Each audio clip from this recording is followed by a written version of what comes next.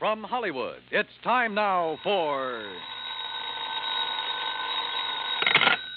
Johnny Dollar. Where have you been for the past 20 minutes? In the shower. For 20 minutes? Okay, so I'm a shiny dollar. So you...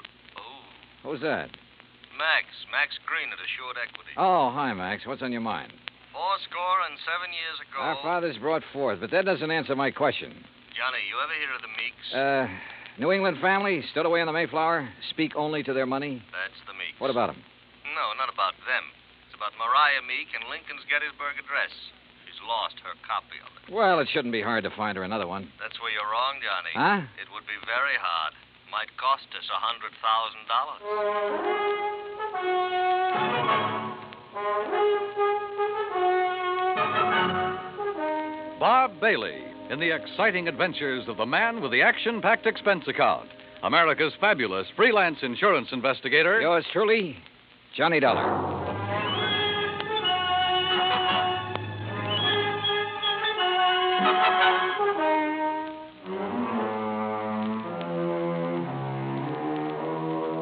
Expense account submitted by Special Investigator Johnny Dollar to the Assured Equity and Trust Company, 325 Scott Avenue, Hartford, Connecticut.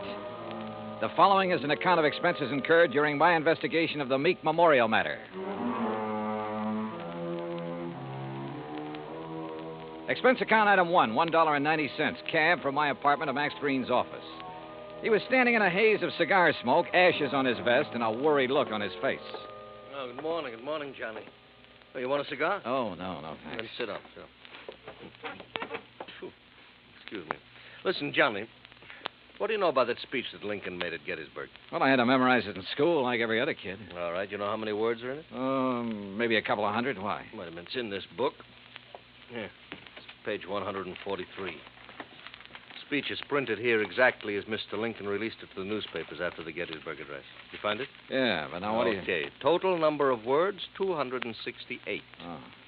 But the first two drafts of that speech, including the one he read that day, contained only 266 words. So he padded his part.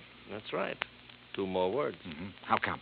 Oh, according to the historians, Lincoln ad-libbed the 2 additional words at the time he read it. Later on, when he made 3 new copies of the speech, he included those 2 words. You with me so far? Keep going, Max. Yeah. All right. Right down at the end of it, just before of the people, by the people, where he said that this nation under God shall have a new birth of freedom, the words under God do not appear in the first 2 drafts you wrote. Yeah. Well, this is all very interesting, Max, but I Yeah. still don't see what it is or what it has to do with me. Well, Mariah Meek's copy has disappeared. Oh? And, Johnny, that copy happens to contain just 266 words. You mean she owns one of the first 2 original drafts? Handwritten by Mr. Lincoln himself while he was on the train riding to Gettysburg. Wowee. Yeah. Which is, of course, why we insured it for the full amount it cost her, which is $100,000 even. Of course, you made sure it was authentic before you issued the policy. Naturally. Well, who'd she buy it from? An antique dealer down in Richmond, Virginia, a fellow named Jason Penrod. Uh-huh. Well, where's she been keeping it? Under glass in the Meek Memorial. What's that? Well, she collects Americana, so she had a museum built to keep it in, and she calls it the Meek Memorial. Follows? Follows. Also follows the most expensive item in the collection, the Gettysburg Address, would be the one to disappear. Oh, you're just an old pessimist, Max. You think somebody lifted it? What do you think? It walked out by itself. Okay. So what are you going to do about it? Well, we're going to run newspaper ads. We're going to offer a $10,000 reward for information leading to its return. If anyone answers it, you let me know where you'll be, and I'll refer them to you. Good. When was it taken? The night before last. Is there any kind of market for something that rare? It's hard to say, Johnny. A hot camera would be easier to peddle, sure. But a good many wealthy people, like Mrs. Meek, they make a hobby of collecting things, antiques, objects of art, etchings. But whoever took this or buys it from the thief couldn't just let everybody see it. Well, it wouldn't matter to some people. They take it and put it in a vault and keep it there. Then what's the point in having it around? Pride of possession. You got something no other collector could own. And, of course, it might not have really disappeared at all. You're thinking of fraud? $100,000 is a lot of cash.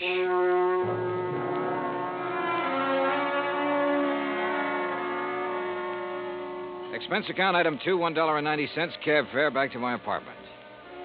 I wasn't particularly intrigued by this assignment. Rare documents, like anything else antique, have always seemed to be just one step from decay. And that sometimes goes for the people who collect such things. Item 3, $16.10, transportation, including a round-trip ticket, Hartford to New Bedford, and cab fare to the Whalers Hotel. There was a convention in town, so I was lucky to get a room. After checking in, I called the Meek residence. Mrs. Meek was expecting me and said she'd have her car pick me up. I had just put down the phone when someone knocked on the door. You in there? Depends on what you're looking for. Oh, looking for Mr. J. Jay, did you say? Nobody by that name here. Oh, yeah. I see. I guess I got the wrong room. Yeah, well, why don't you ask down at the desk? Huh? Yeah. Oh, sure. Yeah. Funny. Or is it? I cracked the door open again. Watched him walk to the stairs. Then I took the elevator down the 8 flights to the lobby.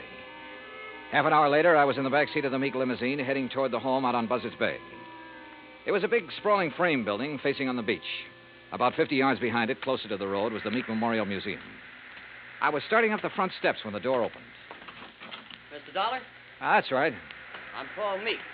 I understand you have an appointment with my grandmother. Right again. Now, come in, please. She's waiting for you upstairs in the sitting room. Okay.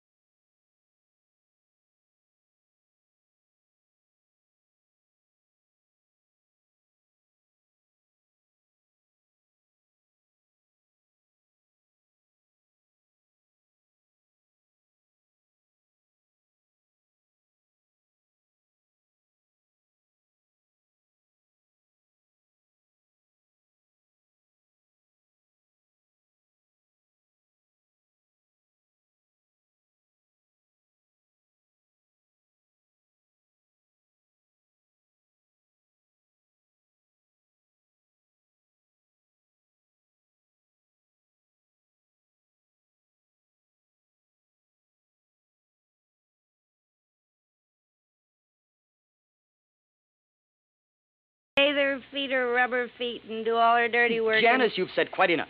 Mr. Dollar isn't interested in our personal problems. Oh, sick in the mud. All right. I'll be in the den if you want me. And that's the funniest thing I've said all day. If you want me. I'm sorry. She doesn't mean half of what she says. Oh, that's grandmother's signal. Then hadn't we better go up? Yes, we'd better.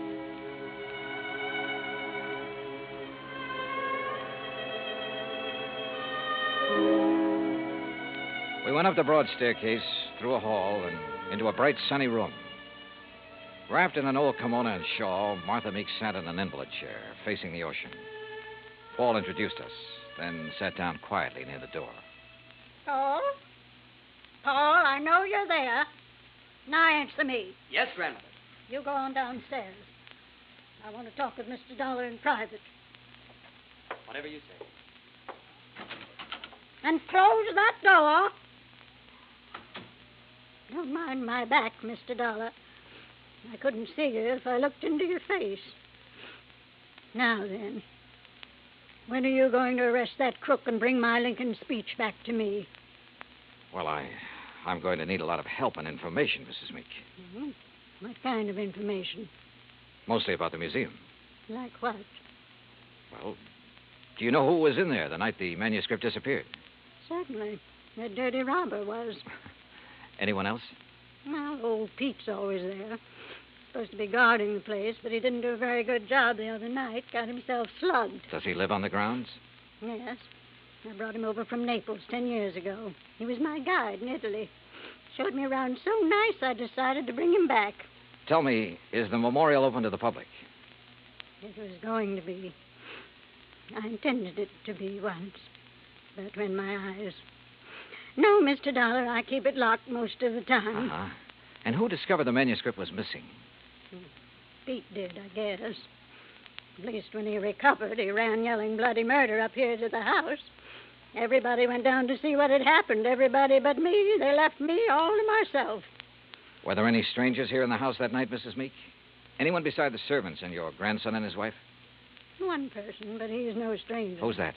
Jason Penrod from Richmond. He's an art dealer. We were discussing some business.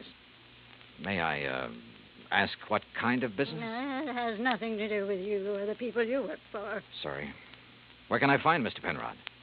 He's staying here now. If he isn't in his room, then he's most likely out in the memorial. Now, that's enough questions. You, give me a cigarette. Ma'am? What's the matter? You deaf? Give me a cigarette before Paul with that snoopy wife of his comes prowling around. All right, sure. Light me. Yeah.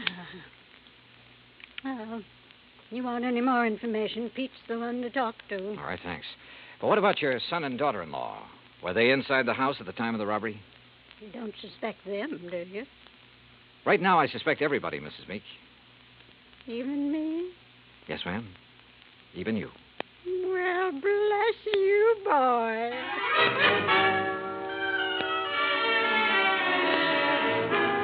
I found Pete Vesuvio trimming the shrubbery just outside the memorial building. He seemed quite willing to talk to me. How you say what happened to me, mister? I'm hit out? Knocked out, Pete. Si, senor. And because of this, I do not see anything. Nothing at all, huh? Please, mister, do not use the insult.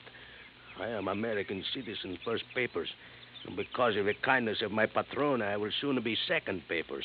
I know by heart the Constitution, United States, the Gettysburg Address, pledge allegiance to my flag. Yeah. You know how I know that these things which help me be citizen? Because of my lady. She's letting me work in a place where great papers are for me to read. Because of her, I would not hide anything, mister. Okay, Pete, okay. I'm convinced. But I'm sorry I cannot help you, mister. Well, it's not your fault. Hey, you like to hear me say Gettysburg Address? Well, do it very good. Learn it right from President's own writing. Some other time, Pete. Right now, I have to find Mr. Penrod. Oh, he's inside, mister. Counting the treasures. All of the beautiful things a lady can no longer see. You'll find him in Section L, senor.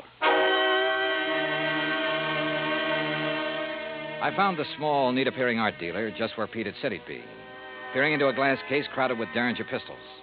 He had a notebook under his arm and seemed to be making some sort of inventory. Oh, dear. You gave me quite a fright, sir. Oh, I'm sorry. Well, I wish I could concentrate like that. Oh, well, there's nothing more interesting to me than these fine old pistol things. What histories they must have, Mr. Dollar. Johnny Dollar. Oh, yes, the insurance investigator. Paul told me you were wandering about the place. I suppose you'd like to ask me some questions, hmm? If you don't mind. Oh, no, goodness, no. I understand you were with Mrs. Meek the night of the robbery. That is correct, sir. We heard the shouting. We ran out here just as fast as we could. I was the one who discovered the manuscript was missing. You have any idea how the thief got in here? No, sir, no. Unless someone forgot to lock the front door, or unless he had a key. Well, has Mrs. Meek given out many of the keys? Well, in my opinion, too many. Even I have one. What about Paul Meek and his wife? No, I don't think so. Well, they really aren't interested in the museum at all, Mr. Dollar. Oh. Mr. Penrod, I understand you're quite an authority on antique art and things like that. Well, Isn't taking inventory a little beneath your position? Well, I suppose it is, Mr. Dollar. Last week when I received dear Mariah's wire asking me to do it, I simply couldn't refuse. She's been such a good customer of mine. Well, yes. You have any idea who might have wanted the Lincoln manuscript? Well, I know several persons.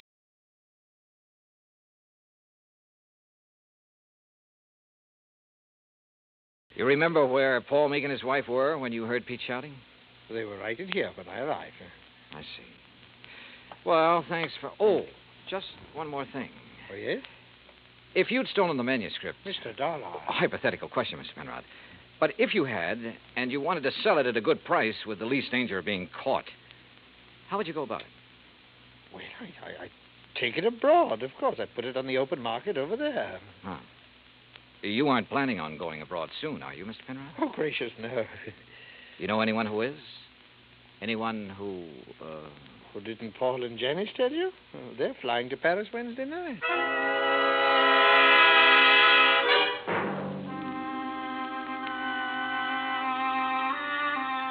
I left the memorial and walked back to the house. The Meeks were in the study, engaged in their favorite pastime. When I told them what the art dealer had said, Paul set down his glass long enough to confirm the fact that they did have reservations and insisted that he had a logical explanation for not having told me of those plans earlier. Very logical explanation, Mr. Dollar. Let me handle this, Janice, please. Sure. Drink, Johnny? Now, first I want to hear that explanation, if you don't mind, Paul. Of course I don't mind. Janice and me were fed up. Why didn't you tell me about the plane reservations? Well, why should I have? I'm not even sure I'm going to use them. Oh? Grandmother's upset enough over losing that manuscript. Something else might... Well, anyhow, if the manuscript doesn't turn up within 48 hours, we're canceling our trip. Oh, no, please. Sorry, Janice, but that's the way it's got to be. She did it. What do you mean? It's an act, don't you see? Jason Penrod told her we were going to leave, so she had him hide the manuscript. And now this thing about her being so upset and having such a weak heart. It's an act to keep her precious darling boy tied to her apron strings. I don't believe that. Well, just wait. You will. Anything else, Dollar? What does a trip to Paris cost, Paul? Well, it's not inexpensive. Your wife was complaining about being so broke. Haven't you ever heard of flying now and paying later? We have friends in Paris, Dollar. It won't cost as much to live once we get there. And we'll worry about paying for our ticket when we get back. Any other questions, Mr. Snooper? Yeah. Later.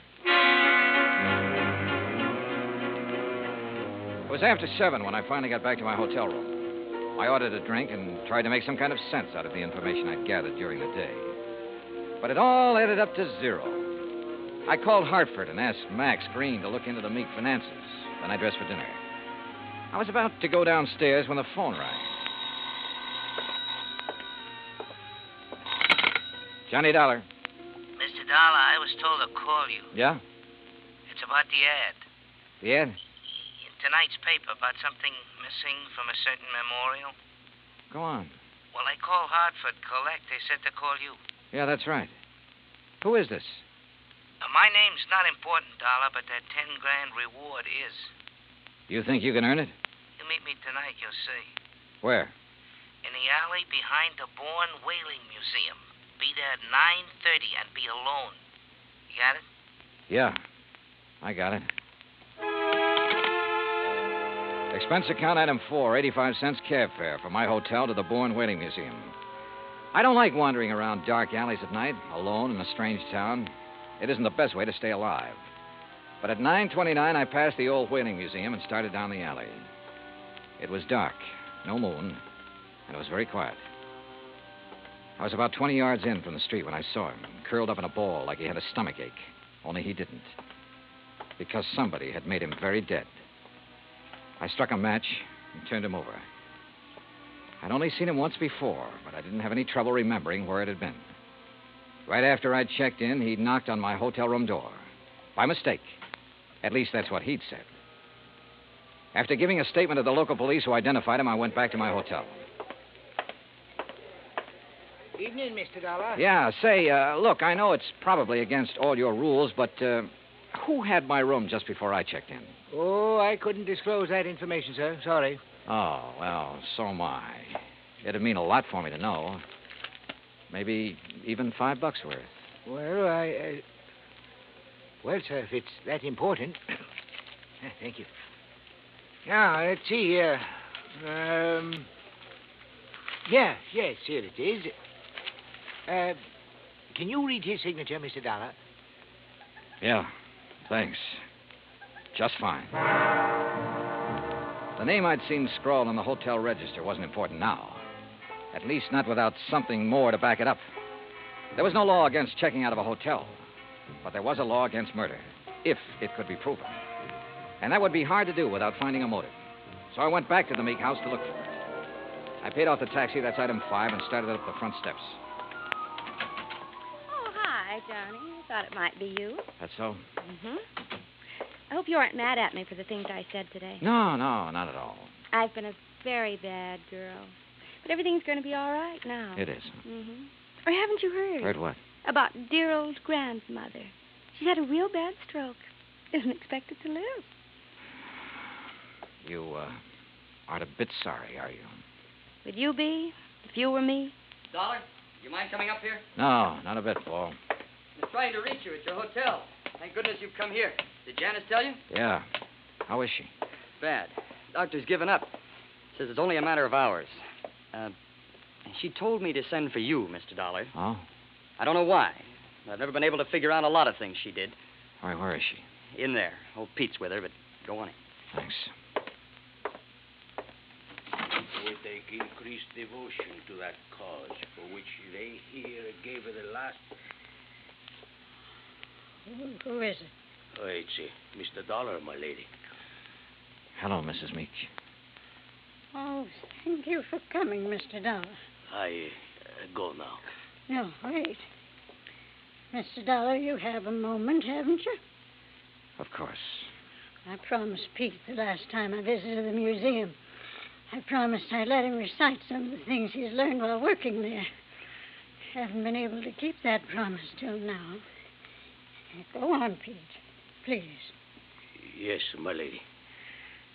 They here gave her the last full measure of devotion. That we here highly resolve that these dead shall not have died in vain. That this nation under God shall have a new birth of freedom. And that the government of the people, by the people, for the people, shall not perish from the earth. Thank you. That was wonderful. Thank you, my lady. Now I go. Well, Mr. Dollar, I have a confession to make to you. Yes? I lied to you. Oh, I'm sure it wasn't a very big lie, Mrs. Meek. Oh, but it was.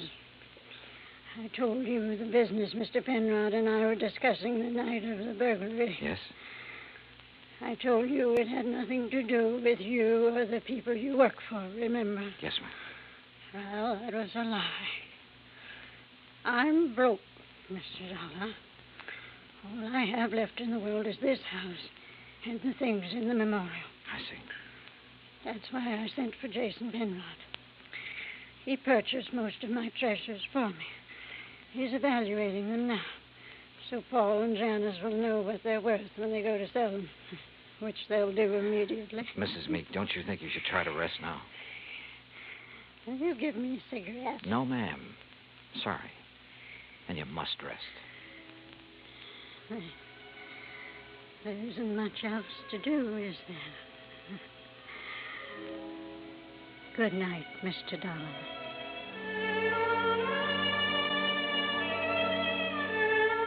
Outside in the hall, Paul and Janice Meek were talking quietly to Jason Penrod. Off in the corner, standing with his back to the others, was Pete Vesuvio. Mr. Dollar, is She's resting quietly. Oh, Dio grazie. Why did you lie to me, Pete? What?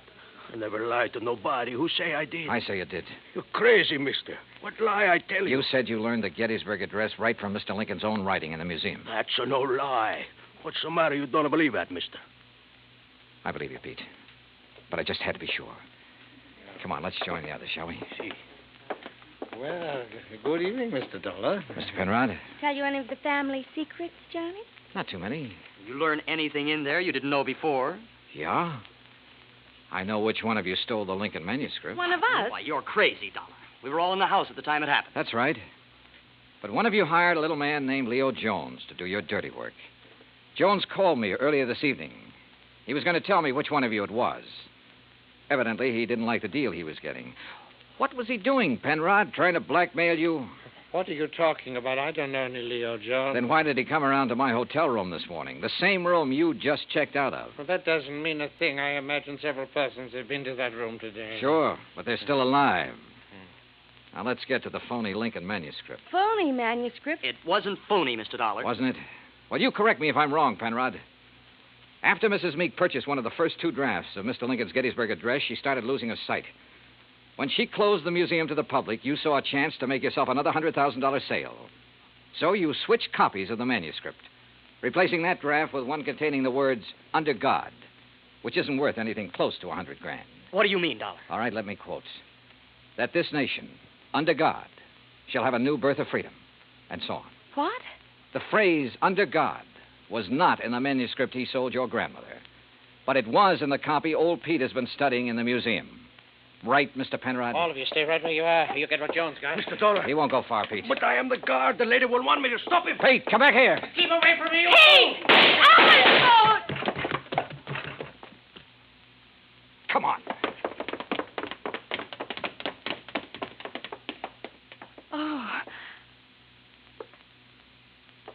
You tell the lady I am a better guard now. Much better. See, senor? Yes, Pete. I did good. You did fine.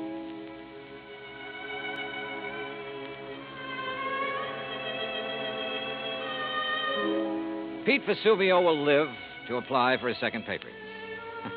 And in time, probably open a spaghetti joint in New Bedford. Penrod will be tried for murder. As yet, he hasn't disclosed the name of the person who purchased the stolen manuscript. But in time, I'm sure he will. As for the Meeks, well, Mariah passed on later that night. But as she said, there was nothing left for her but to rest. Expense account total, including hotel and numerous incidentals, $98.30. Yours truly, Johnny Dollar.